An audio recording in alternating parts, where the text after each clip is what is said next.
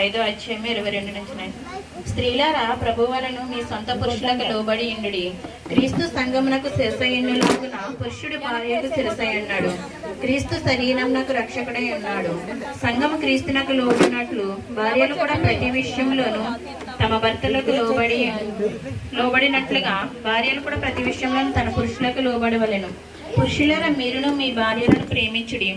అటువలే క్రీస్తు కూడా సంఘమును ప్రేమించి అది కలంకమైనను ముడతైనను అట్టిది మరి ఏది అయినను లేక పరిశుద్ధమైనది గాను నిర్దోషమైనది గాను మహిమగల సంఘముగాను ఆయన ఎదుట దానిని నిలబెట్టుకొనవలెనని వాక్యంతో ఉదక స్నానం చేసి దాన్ని పవిత్రపరిచి పరిశుద్ధపరిచి ప్రేమింపబద్ధులై ఉన్నారు.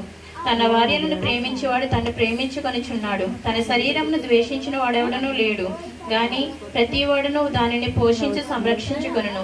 మనము క్రీస్తుకు శరీరమునకు అవయములై ఉన్నాము గనుక అలాగే క్రీస్తు కూడా సంఘమును పోషించి సంరక్షించుచున్నాడు.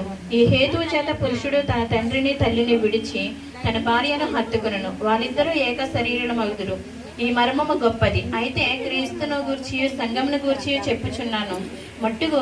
మెట్టుకు మీలో ప్రతి పురుషుడును తనను వలె తన భార్యను ప్రేమింపవలెను. భార్య అయితే తన భర్త యందు భయము కలిగి ఉండినట్లు చూచుకొనవలెను. పరిశుద్ధ వాక్యం మీ హృదయ దీవించును గాక. ఆమేన్.